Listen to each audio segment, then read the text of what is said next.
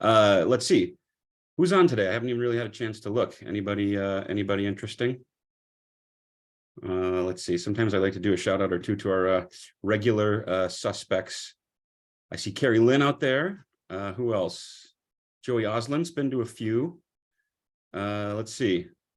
I bet our Edina Realty gal, Sherry Schmidt, will be showing up any moment. She's such a huge fan of what we do, and we're just so grateful to have her as a cheerleader for some of this stuff. So what's happening? What's going on up there? So a house on a block of Jenga. Is that what this is, right? Jenga tower, and there's maybe some instability beneath the foundation. Or maybe we can look at that a different way and say maybe things aren't shaky, but maybe things are stabilizing, or maybe the market's more resilient than we expected, or maybe despite some of the shifts, maybe there's more resilience than we think underneath the surface. So a couple of things that we'll be talking about today. Data is the new bacon. I love this one. They say bacon is a gateway meat. It can really open the door to other meats. I don't know if I need to point this out, but I will. Do you guys see how this is sort of the meaty part, and that's the meaty part, and then this is sort of that fatty strip in the middle, so it kind of looks like bacon. Anyway, I thought that was pretty funny. Apparently, this is a thing, right? They got shirts, they got stickers, they got a bunch of different shirts. So if you believe data is the new bacon, you can advertise your beliefs to others. So here we are. We've used this one before. We're drowning in information, and yet we're starving for wisdom.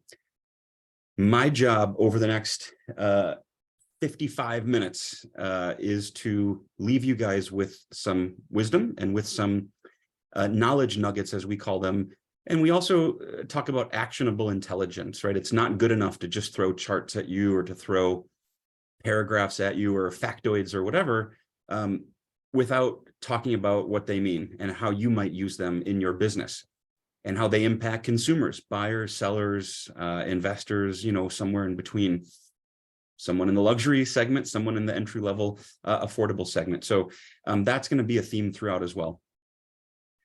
All right, we've looked at this one, I think, for the last 6 months, but I like to show it just because we're in a different rate environment, and it's always good to kind of anchor ourselves in the past a little bit and to give ourselves a little bit of a reminder. So, well, back a little bit, the year is 1982. As many of you have seen, and conventional rates start at 18% with 1 point. You can buy down to 16 3/4 with just 5.5 points. So a different situation than we're in. So yes, rates have just gone from 3 to 6.5 over the last year and a half or so. But the long-term average is actually still 8%. Let alone 18%. So I guess quick takeaway there already, how do we use that with your clients? Although rates are high, they are actually still below average, and they're nowhere near where they were in the early 80s. The last time inflation was this high was where it is today. It was even higher, of course, and so rates were, of course, even higher. But just a couple little tidbits, couple little nuggets for you guys to digest there. Some of you might remember Jim Duffy. Feel free to page him. There is his pager number. A pager? What year is it? Our cassettes and flip phones and pagers. Now they're just somebody that we used to know. Somebody. All right, housing market explained. Let's just use this. I think this, I mean, this is really it, you guys. This is really it. So 2021. $600,000 house at 3% cost you $2,000 a month. 2022, same house, you might get a little bit of a deal on it, maybe 580, maybe 584.9, 589.9, or 590-ish. But at 7% interest, your payment's going to be more like $3,150 a month, not $2,000. Even though you got the house for less, you're paying more to borrow that money each month, and those interest payments alone, or I should say the interest part of your amortization schedule, has pushed your payment up significantly. In this instance, over 50%, right? From 2,000 to over 3,000. So, yes, it's a little oversimplified, right? That's true. But in general, this does sort of speak to, one of the biggest challenges, one of the biggest hurdles. So, we're in the process of putting the finishing touches on a white paper where we talk specifically about, buyers and how are buyers responding to the shifts in the market. And again, maybe going a little bit far, but here's a spacious studio with excellent transportation links. And I think this is in London. And so not a lot of phone booths left. I guess, maybe, I don't know. I thought that was a little humorous. Hopefully you will too. The great mean reversion. We've used this one a couple times. I really think it could, I really think it speaks to the long-term trend and kind of where we've been and where we are and where we might be going, and how this time is not like last time. Kind of specifically looking here, right? So I know sometimes I spend a little bit too long on this one because there's just so much to kind of break down. But let's try to be brief here. So all the way back to 1960, you've got your average sales price in blue. This is the actual sales price that happened, not adjusted for inflation or anything, just the nominal price at the time. Notice inflation in the early 80s. So look, prices kind of took off, but when that inflation hit and rates rose, like we just saw to 17, 18%, notice how price movement really flattened out until it kind of got back to trend. Then we started to inflate our bubble and we got way far away from trend. And that really looks and feels and smells and quacks like a bubble, right? And so that was our party, and then that was our hangover. So we were above trend and then we were below trend. And I think this is so interesting. What do you guys notice about now, or last year anyway? Well, I notice we're just barely back in this channel, and that's sort of our average growth channel, our average, what is it, 5.5? Yeah, about 5.5% year over year rate of growth. Some years are going to be 10 or 12, other years could be minus 10. But overall, that's kind of, where things work out to. And, I think some people believe that we're up here. Some people think that we are this far ahead of our skis, right? And we're really not. We're really not. That's not to say that we don't have challenges. That's not to say everything's hunky-dory. But that is to say that this is not consistent with a bubble.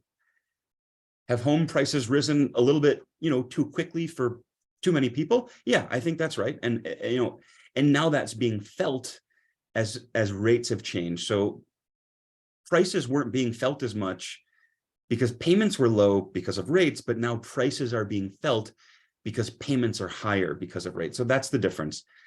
Let's see. So, I think we should be thinking more like this instead of this. Does that make sense, you guys? So look what happened the last time we had this hyperinflation. Well, we really leveled out.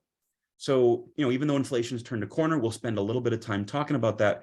My best guess is probably not going to be this, but it may be something a little bit more like that for a few years, or, maybe we do that for a year or two. Let's see what happens, but it's pretty hard to see us repeating that. All right, I geeked out a little too much, spent a little bit too long on that one. That's okay. All right, market activity, this time back to 1967. You've got seller activity in blue, new listings. You've got buyer activity in red, closings. Two things stand out to me immediately. What do we call this? Mount Everest and Mount McKinley, right? So look at our supply-driven housing bubble in 06, 7, and 8. And then look at our supply-driven market right back in that late 80s, early 90s period. And don't forget, we had a recession in, is it 90 or 91? We did have a recession in that early 90s period. So notice, we also had that dot-com bubble burst in 01. So that 2001 period was a little brief recession. We didn't see this run up right in listings, but look at when we saw this run up in supply heading right into the bubble. We had an oversupplied market. That's partly why prices had to kind of correct and come down. What do you do? What happens in a store when they have too much inventory, when they've got too much product? They got to drop the price and they'll clear some of that excess out of the market, right? So that's what they do. The prices on the product dropped on homes, and that invited some demand to come into the market to help the market reach balance or equilibrium, right? Markets don't like to be leaning toward, buyers so much, or leaning toward sellers, or being so oversupplied for so long or so undersupplied for so long. Markets really do like to seek balance. So they're searching for that stasis, that equilibrium. Not always easy to get, but they are searching for it. And when they don't get it, markets have to blow off steam in some way. So when you're undersupplied, the way to blow off that pressure is with prices higher. When you're oversupplied, the way to blow off that pressure is in prices lower, right? So that sort of meeting point between supply and demand, some of you are probably looking at me funny, why is he holding an X up? Sort of those supply demand curves where supply and demand meet. That's how we should kind of think about, pricing being in the middle of that supply demand curve. Demand was coming along for the ride, right? Ready to absorb that product from sellers until all of a sudden they weren't. And a lot of them got laid off and Lehman collapsed and bad things happened. And then you saw the supply picture change, the demand picture change, and prices change as a result as well. The last thing I'll point out, and then we got to move on. Notice how sellers have downshifted and buyers have downshifted as well. So this is really key. I think some people, well, I know some people feared that sellers would do this as they tried to take advantage of peak pricing, right? That seller activity would have gone up while buyer activity was going down. And that would cause what? This sort of situation where we had supply rising while demand was falling. And that's not what we've seen happen. We've seen seller activity downshift along with buyer activity. And so what does that mean? Well, it means the relationship, the balance between supply and demand in the market have actually remained relatively tight. I should say the balance has remained relatively tight. So that is going to be a theme as well throughout. All right, sales change from a year ago. 3 periods. I think we've talked about this, so let's kind of fly through it. Pre-COVID era, where sales, down 8 or 9%, sales up 9 or 10%, and then the COVID boom, where suddenly sales were up 40%, right? And then the Fed poured cold water all over that frenzy and pushed sales down now 25 to 30%. Let's dive a little bit deeper with our scuba canines. Before we pivot, let's do a quick check. Nick has a thought, days to pending. Yes, we will talk about that. Yep, I will be sure to touch on that. And then let's just check chat real quick. Yes, okay, looks good. All right, let's move on, guys. March new listings. So this is just for last month. All seller activity, right? Don't care if it's new or existing, over 1 million or under 100,000, doesn't matter, right? We want to know how many homes were listed. Well, sure enough, about 23% fewer than last March, right? Than March of 22. And sure enough, you guys, I wish I had different news to report, but that's our lowest March on record since at least 2003. Well, I should say that's our lowest March on record. Records only go back to 03. I'd feel confident saying that that's the lowest, going back a little bit further than that, maybe to the late 90s, but I can't say that with 100% certainty, which means I can't really say it at all. So, look, when you had all this supply coming on the market, some of it was condos, some of it was from builders, some of it was just from your average Sally or Joe or Mary or Bob kind of sellers. We've had, a little bit of waves here, but we really have seen that sellers aren't as likely to make the move if their rates are locked in at 3.5, even 4.5%.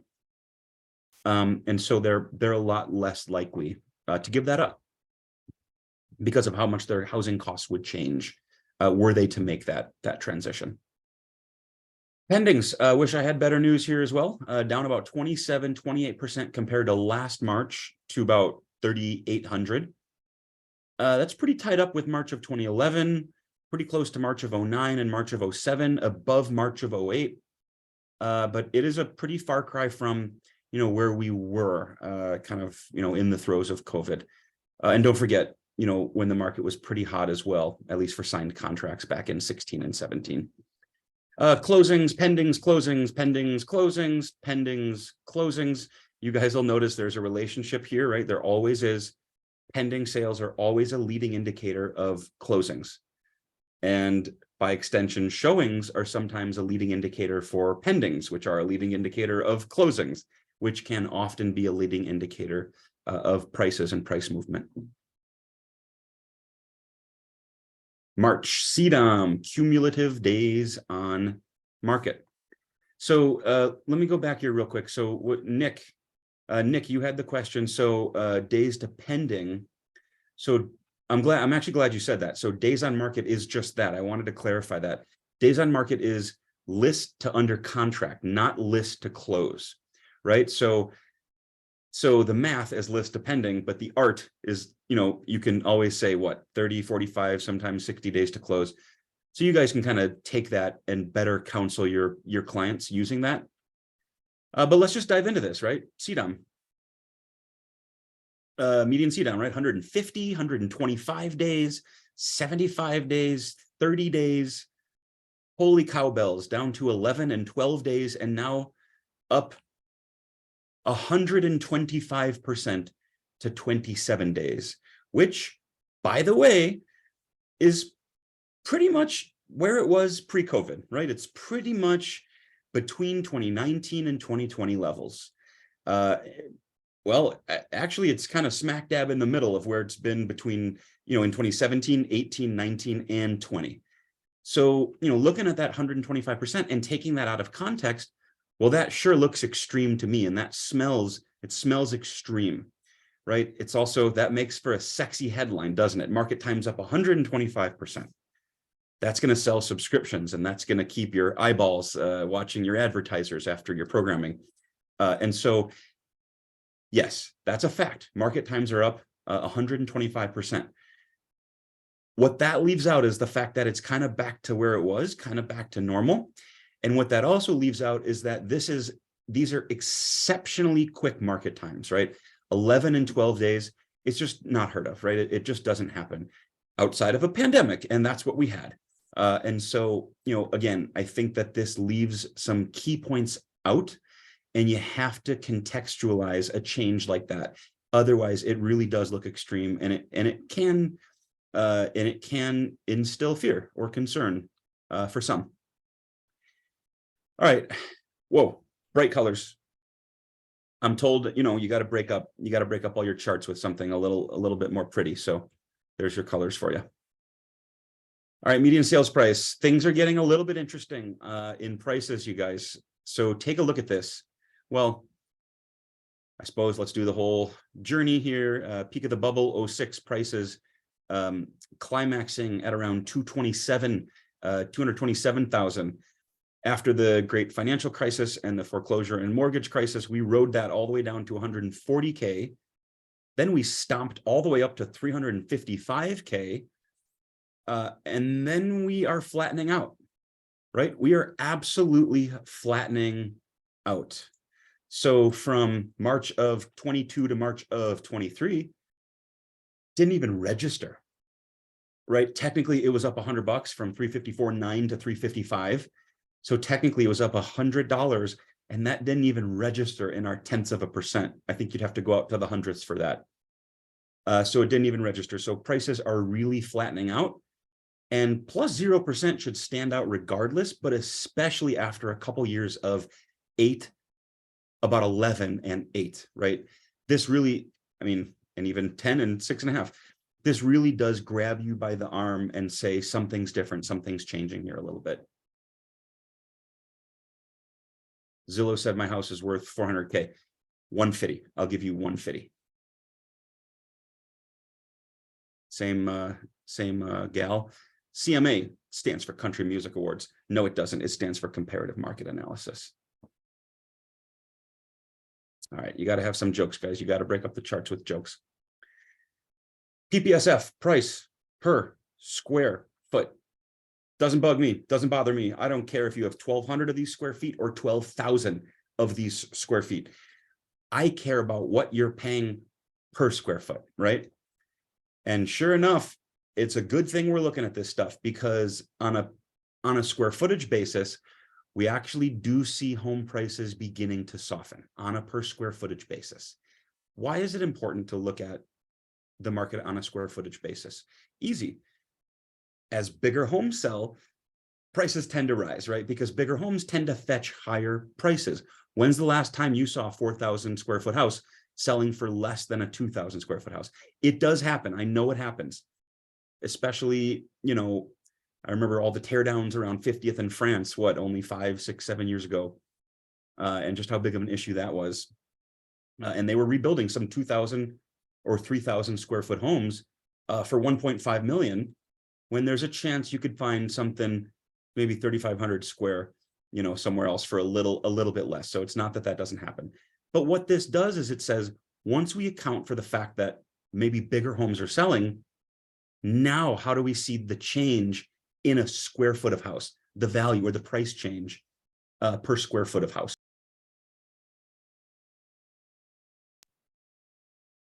And yet $2 a square foot times your typical home at 2,000 square feet, right? You're talking $4,000.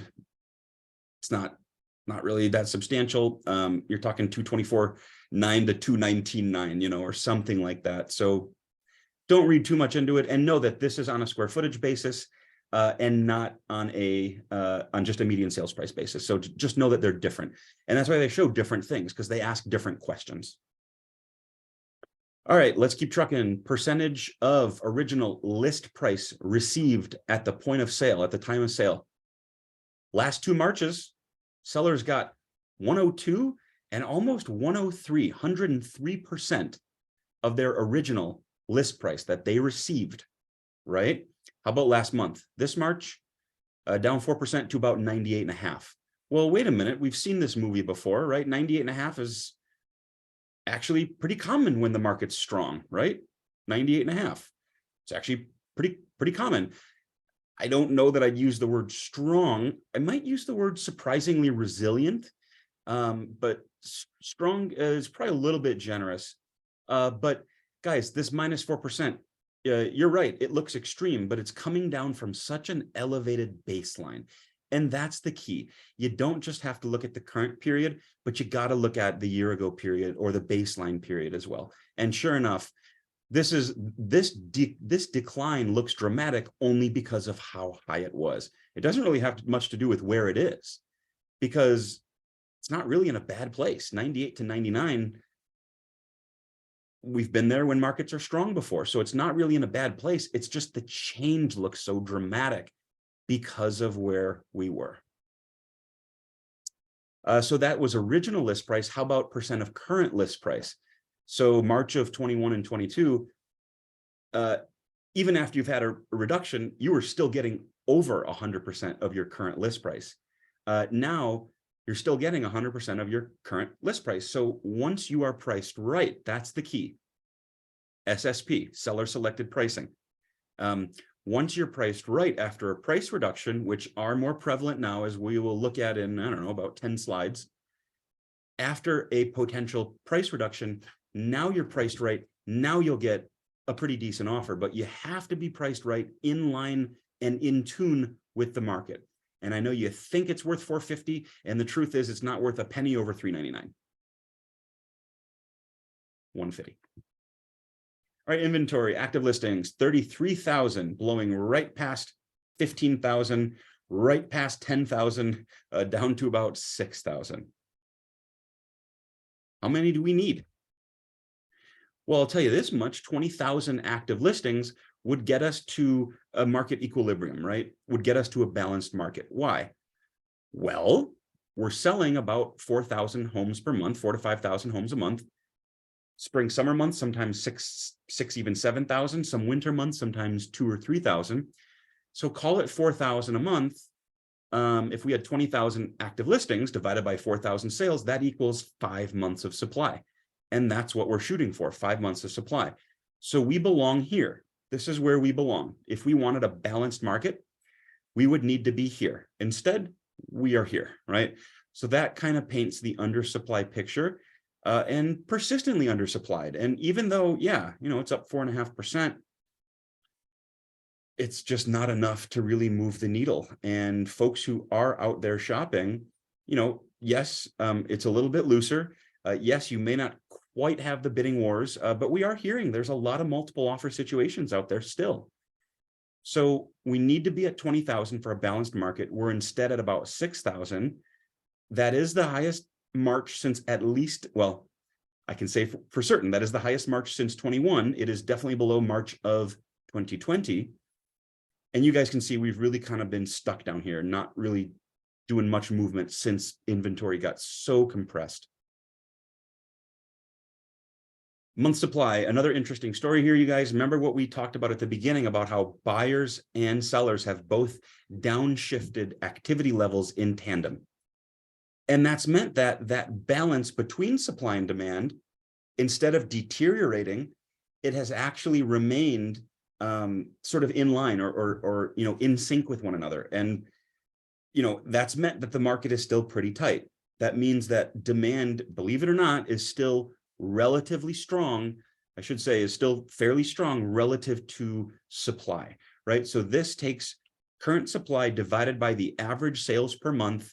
So, well, we just saw, guys, 6,000 active listings divided by about 4,000, 5,000 sales. There's your little over 1 month of supply, right? So about 1.5 months of supply.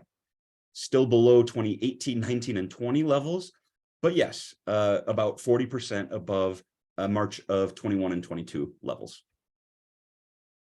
All right, let's just do this quickly. I know we're at 2:30, so about halfway through. I do want to just talk about this. So let's see if I can keep it to 20 seconds. How's that sound? I'm looking for a timer.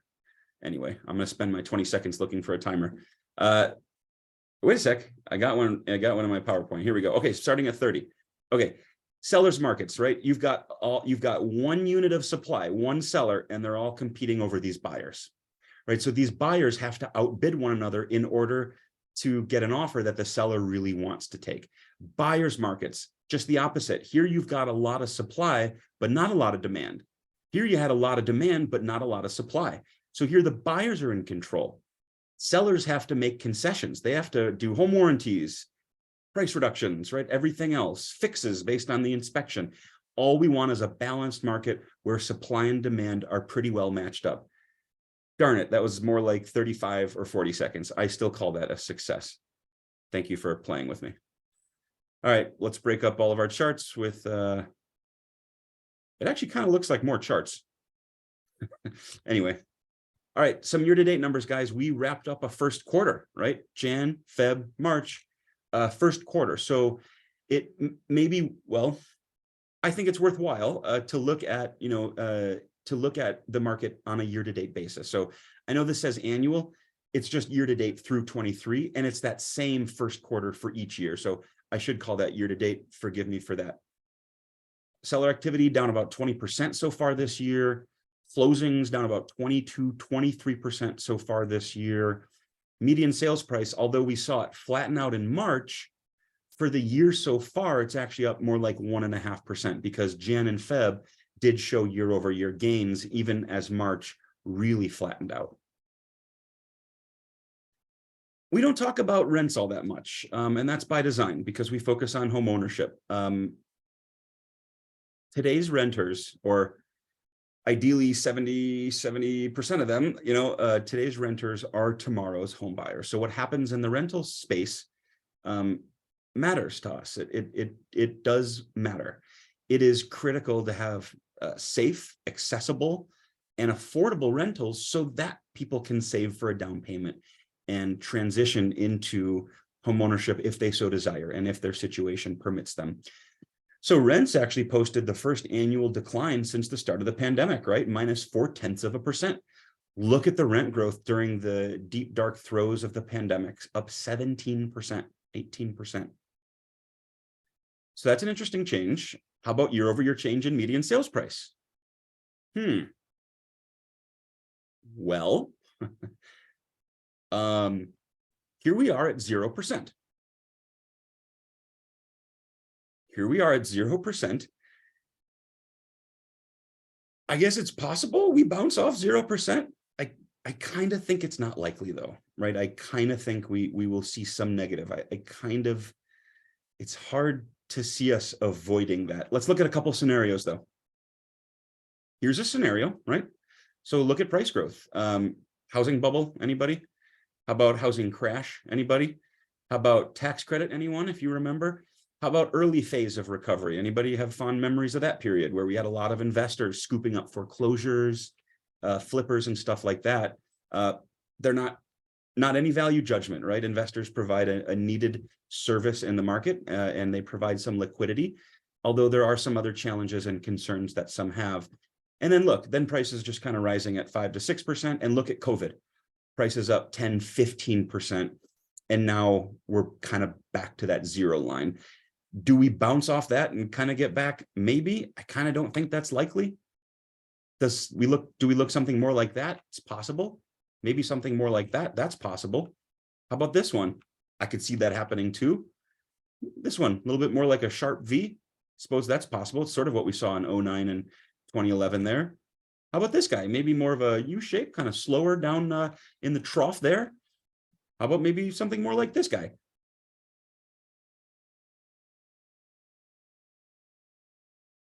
Guys, I have no idea. Let's just say that. I have no idea, and no one does. I kind of don't think it's this. I think we'd be lucky if it's this. This seems plausible. I don't know about that double dip one. This V shape seems pretty reasonable to me. I mean, just kind of looking at how it's gone before, kind of when we go negative, I guess we don't tend to stay there. And look, guys, this was an exceptional time, and we're in a very different place. So it could be that. I don't know. I kind of don't think that's a good scenario. I guess I don't see what would keep us there for so long unless rates rose further to 8% or something and stayed there. I don't know. That cut feels too deep and it feels like it lasts too long. Guys, this is all guesses, right? Those are just a few different scenarios of how it may look. Let's bring in something else, though. We talked about how those are all just, it's kind of a guessing game with different scenarios. But what's the biggest and best indicator of price movement? Demand change, right? Demand. Well, really, to put a finer point, it's really that balance between supply and demand. But, you know, this really does show that demand side of things. So I know it's a little messy. I'm going to clean this up in the next slide, but let's just think about it. Red, change in sales, blue, change in price. So red trend line off to the left axis here, blue trend line price off to the right axis. Okay, so sales down, prices down a little bit later. Sales down, prices down a little bit later. Sales down, prices don't decline, but price growth did slow. Here, sales down a little. I guess price growth slowed a little, not much there. Look at the demand. Look at how much demand surged during COVID, and that sure as heck pushed prices higher. And now look at what sales have done, and prices are right at that zero mark. I promised I'd clean it up. Let's clean it up. You'll notice the same data in the background, but I've used what we call polynomials, specifically a fourth order polynomial. Just kind of think of it as a moving average or a trend line. Don't overthink the poly thing. So same data, but we've put on these trends. So in blue, well, I guess start with red. It's the thing before the thing. It's the thing that predicts the other thing. Red, change in sales. Blue, change in price. This is so beautiful. Even if it's not always the most encouraging news, it is so darn beautiful. Leading indicator, you guys, look, demand down, prices down just a little bit later. Demand way up, prices up just a little bit later. How about now? Demand down.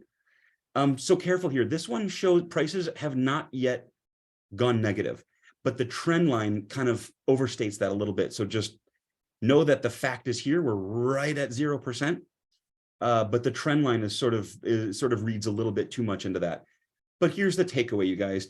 Do we think this time will be different? I don't know. It could be. Historically, that's been a dangerous thing to say, that this time will be different. Historically, that's been a dangerous thing to say. They say history doesn't always repeat, but it often rhymes. So, you know, do I think we're due for a repeat of this? I'd almost say definitely not, right? A very rare likelihood of us experiencing that kind of turmoil in the market. But that's not to say that we couldn't have several months of softening prices or longer, right? That's not to say that. Another interesting one. I hope some of you are familiar with this. If you're not, just don't tell me that and lie to me, because we produce this every Monday for you guys. So just lie to me and tell me that you read it and enjoy it.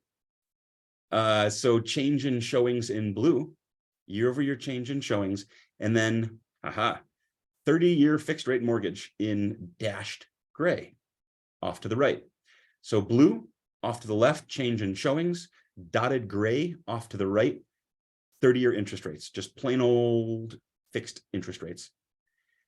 Okay, pretty interesting. So this makes sense. So as rates were on the rise, it makes sense that showings were doing just the opposite, as folks were, kind of trying to lock in and saying, oh, honey, maybe we don't go see that, or maybe we wait for rates to change, or what have you. Looked like things were stabilizing a little bit. And then, well, let me say this. I think these swings lately, well, I know some of these swings lately are partly due to where the Easter holiday fell last year versus this year. So they were off a little bit. So it looks like it was kind of weak, last week, and then a little bit stronger the week after.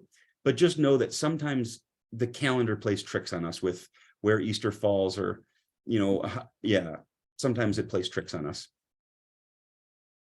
How deep is the mud? Just like most of the time, it depends on who you ask. We will not spend as much time on this as we did last time. I know we spent a decent amount of time on this. You know what? No, you know what? Let's not. You guys will have the links in the slides, which we'll send out. You guys will have the link. So if you want to play with it, it's right here, guys, realestateDecoded.com. So here we are, Minneapolis, right? Kind of definitely toward the bottom of the pack in terms of price growth. It is so interesting to see almost every region that's at the bottom of the pack because of price growth is a cold climate. It's a Midwest or Northeast, or maybe somewhere. Well, there's not really many regions in the plains, but all of these are cold areas, and all of these are warm areas. Maybe that has to do with our baby boomers who are downsizing and just can't do the snow anymore. Just don't want to deal with it. So, all that is to say, look, everyone else is heading down quickly. Several are negative already. We are a little bit flatter. That's not to say we'll avoid negative territory, right? I think it's hard to avoid. I think that'll be hard for us to avoid, but a lot of other regions are falling a lot more precipitously, right? So here's Minneapolis. Here we are in kind of light pink. Here's some of our peers. Here's Phoenix. Here's Dallas. Where are our friends in Boston? Of course, Boston in purple and Chicago in blue, closer to us because they're cold cities, right? They're cold winter states and winter regions. San Francisco, already negative. Seattle, already negative. Guys, Phoenix is an absolutely crazy one. Is that Phoenix? Yeah, that's Phoenix. Phoenix prices rose 35% year over year during the pandemic. Here, we barely even touched 15%. But look at this. This is absolutely unbelievable. Well, maybe it is believable, but it's incredible to see. Look at this. Phoenix is at that zero mark, and we are not quite there, at least based on the Case-Shiller data that this method uses. We use North Star data, not Case-Shiller, so we already show ourselves at zero. Phoenix was growing at more than twice the rate we were in terms of prices, and now they're falling quicker than we are. And already, right, other regions that were way up, right, Seattle, way ahead of us, they are now below zero. So we've said it before, guys, but apparently the higher you climb, the harder you fall. Who else did I call out here? So Chicago in blue, yeah, our friends in Phoenix up here, and then Minneapolis, yeah. So we're kind of flattening out a little bit. And I just think that Phoenix, the Phoenix region is such an interesting case study. How's the water? It's cold. Really cold. So those are those links again. Price reductions, guys. Let's be time sensitive here. Little under 20 minutes. I'm going to go through some of these a little quicker. Price reductions up to 20% for the year as a whole last year. That was up from 15% in 2021. But believe it or not, it's still below the 21% of listings that required a price reduction in 2020. Took me a couple months, but thanks for your patience on this. We finally got this updated to March. Yeah, not a whole, I mean, other than you can really see when things were ugly, right? 09, 10, and I guess a little bit less than 11, but 12.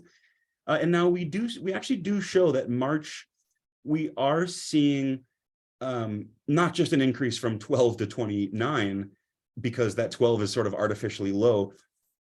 For a while, we were getting back to 20 to 25.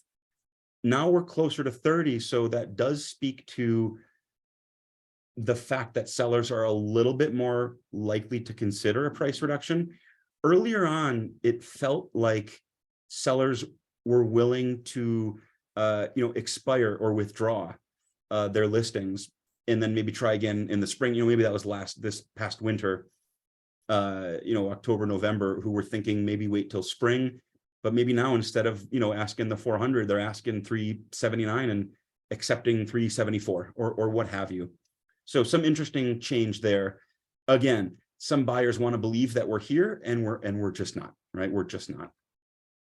All right, let's break things down a little bit, right? Not all segments are created equal. Not all price points behave the same. So let's dive in. Okay, so closed sales. Careful here. It says March. It's really for the 12-month period ending in March. That is way too many sales for just 1 month in our fair city here. So single family sales down 21.5, condos down 22, townhomes down about 19. Not a lot of difference there, right? At least not for the year as a whole. What's happening this year? Single family sales still down about 22, condo sales even more, now down 28, 29. Interesting. Townhomes actually pretty flat. Kind of either side of 700, right? Only down about 3.5 to 4%. So even though this still saw sales decline, it was by far the best performer of the bunch. Why would that be? Why would that be?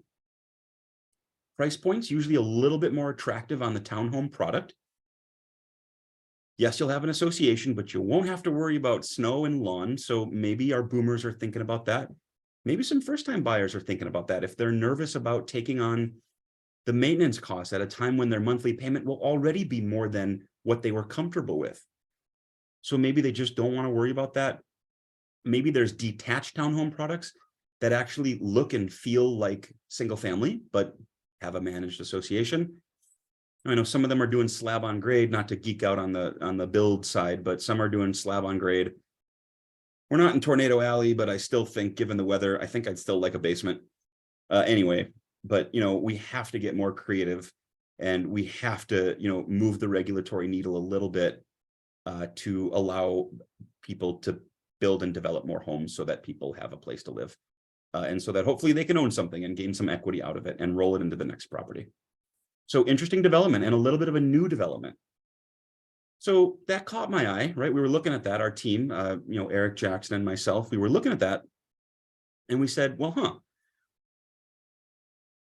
if the other segments are down more, but townhomes are actually pretty flat, what if we look at townhomes as a share of all sales? And this was actually pretty fascinating. We found 21.3% of all sales are townhomes. That's tied with the highest level we have going back to 2005.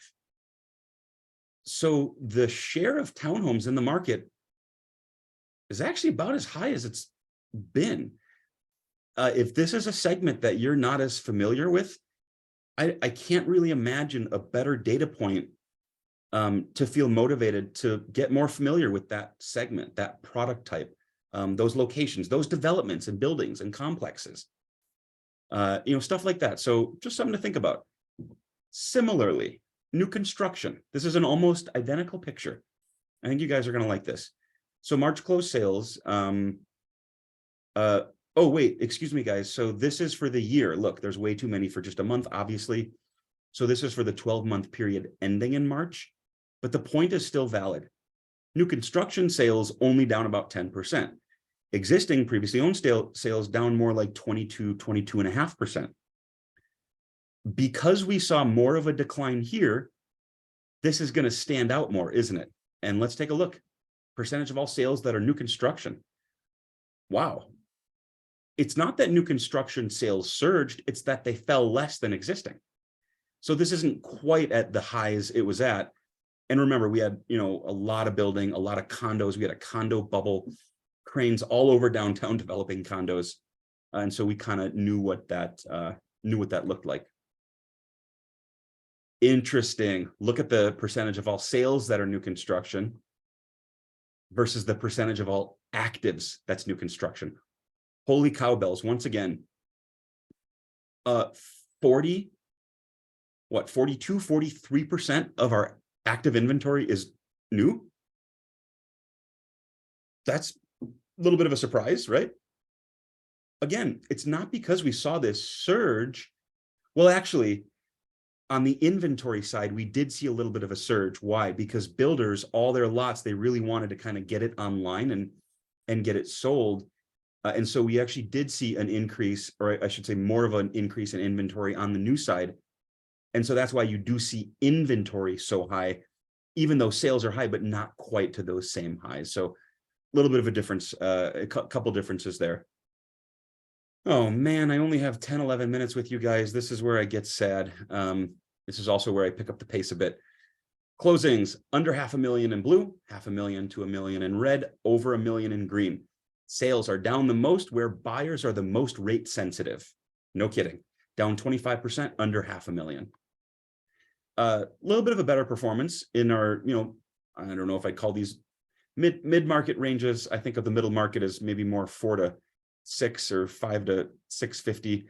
I don't think people would call 750 or 850 or 950 the move up market. I think you're starting to get into luxury, even though some technically call million plus luxury. So only down about 5.5% from 500,000 up to 1 million. And believe it or not, guys, we still showed gains in million plus.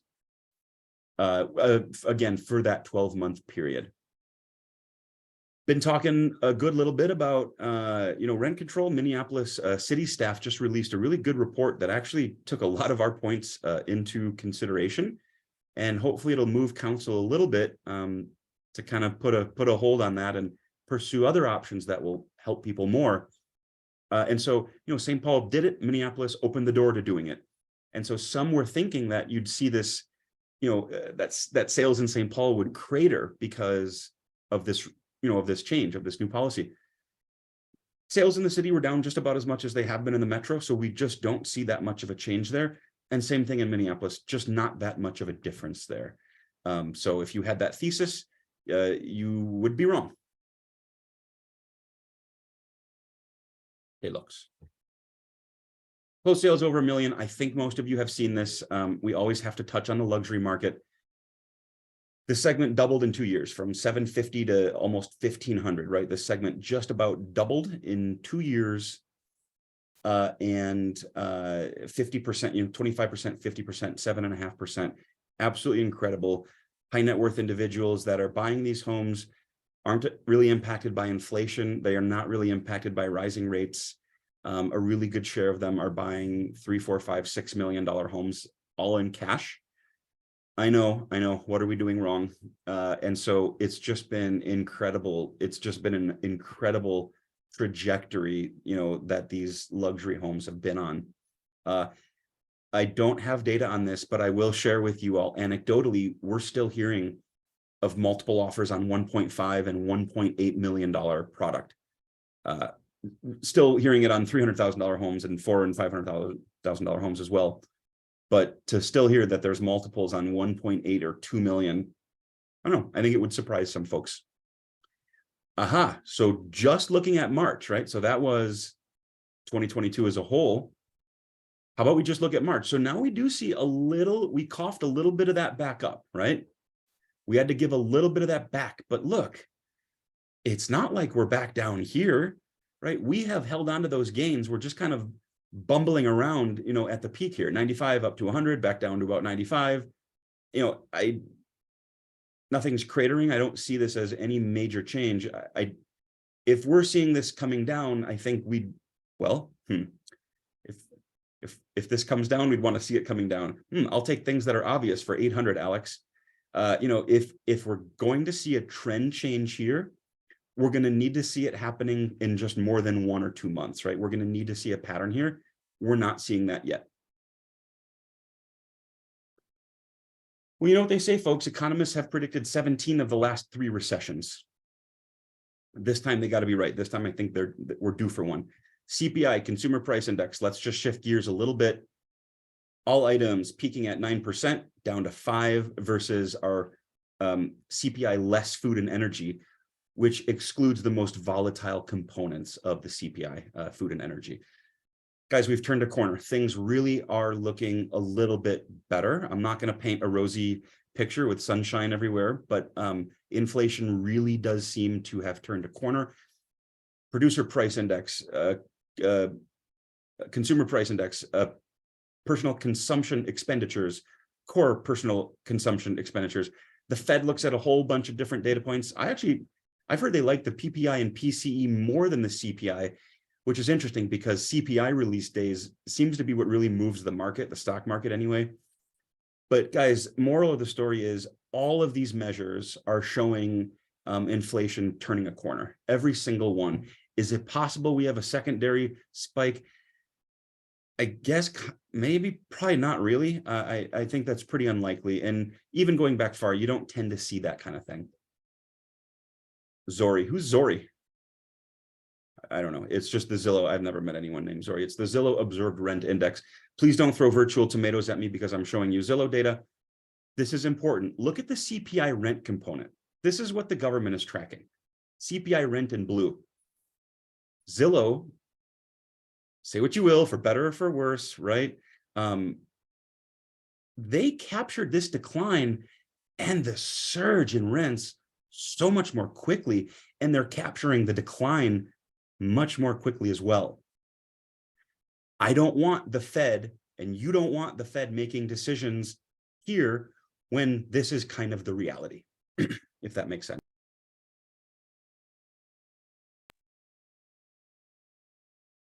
Creative planning, Charlie Bolello. He's great. I follow him pretty closely. I just started following him really closely.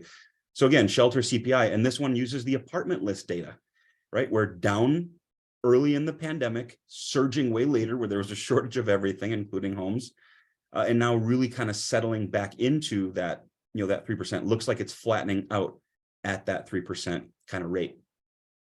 PPI, right, producer price index, really seeing this one turning a corner from what, 11 down to 4 or 5.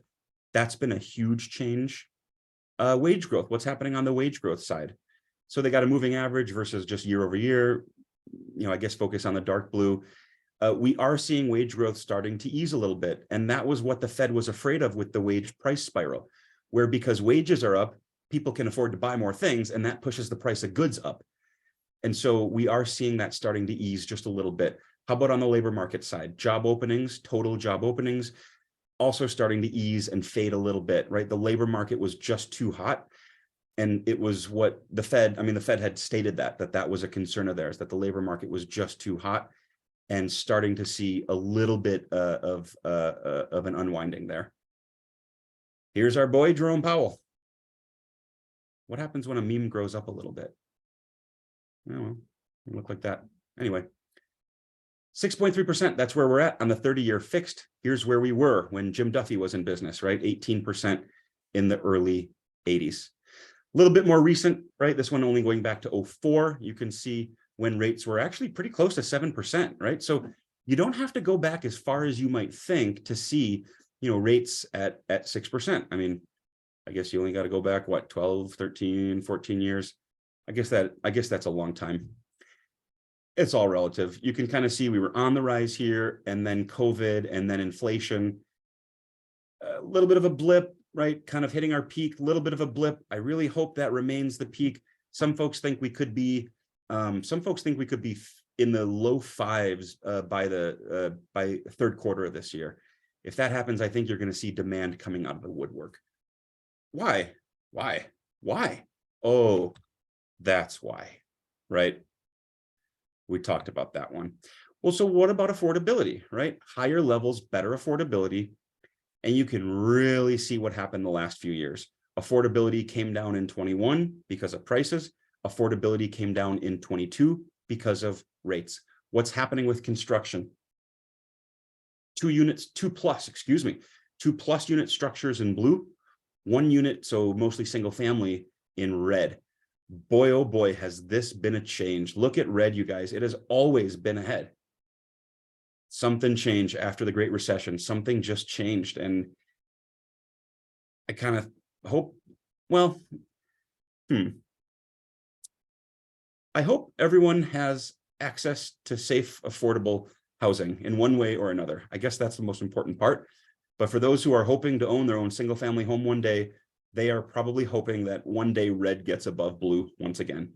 You can see the pullback in builders, single family, and you guys still see cranes around town and bulldozers moving dirt for multifamily projects.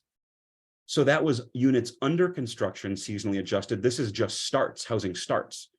So, way down in COVID, way up during the frenzy, way down during this period of higher rates. 2+ units, not quite as volatile in that way, although they did pull back. We already talked about that one. Guys, let's talk payments. I know I only got a minute or two. Let's talk payments really briefly. We went from about $1,600 a month to about $2,500 a month in a year. That was from $1,750 to $2,350. What is that? $600 a month is $7,200 a year just in interest. That poses a challenge for people, doesn't it? I'm gonna skip that one. However, we're still only spending about 25.5% of pre-tax income on those housing payments. That is above the 24.8 that we did once spend, but not by all that much. Millennials looking at the market. Come on, collapse. They're literally poking the market, asking for collapse because they feel that's the only way that they're going to be able to afford a home. Lucky for us, check this out. I was really encouraged by this. Millennial home ownership by metro area. Grand Rapids, Michigan, first place by a long shot. Who's number 2? Us, right here. Right? Millennials are pretty high earners here. And even though I know we like to complain, our housing is more expensive relative to ourselves and our own past, but homes are actually relatively affordable here compared to most other regions of our size and of our income. Right? And so, that's kind of the key. And of course, who's in last place? Your San Diego, San Francisco, San Jose's, and your Los Angeleses, right? No surprise. Little bit. So that was kind of on a high, and this kind of brings us back down to a low. 67% of millennial renters have no down payment. Nothing. Wow. I mean, try to do like $20 a month, something. It would be nice, but obviously with the cost of living changing, that just hasn't been the case. It's just been unachievable for too many for too long. Seeing as how we are at time, my friends, I want to say, as we've said once or twice, while you cannot control the wind, you can control your sails. Good agents can succeed in up, down, and sideways markets. And even if the pie shrinks, your slice of the pie can still grow. So in an ocean of possibilities, it's think or swim. And with that, we'll stop in the name of love. Let's take a quick peek. Nick has the only question. I think I kind of addressed that. And then one more thing in chat. Joey says 31 offers on a listing in St. Louis Park and 40 in South Minneapolis. Wow, about 2 weeks ago. Yeah, we're hearing that. It's really good to hear that from you guys. Keep that coming. I think that's still a piece that we're sort of missing in the data. So when Jackson and I get data, it always lags behind that, what you're seeing in the market. So it's such a benefit to us to be able to hear that's kind of what's coming. I would not have assumed there were multiples on 1.8 until I heard that, right? From a sort of, luxury oriented agent. So wrapped up, I want to say thank you again for coming and joining us. Couple different new ones this time, but a couple of our old favorites. Want to give another plug for Summit. we'll be kind of releasing our little white paper focusing on buyer activity. That should be a bit of a splash, and really looking forward to having more fun with you guys with charts. And thank you, David. Really appreciate your insights on this. If you are looking for the slides and recording to this, don't worry, I will send these out at the beginning of next week to everybody who attended this. And if you're curious about my take on April's monthly housing market update, you can click on the link that I just put in the chat. May 18th, I will be hosting our next month's webinar, and I look forward to seeing you all there. Awesome. Thanks, Jackson. Thanks, everyone. Bye, everybody.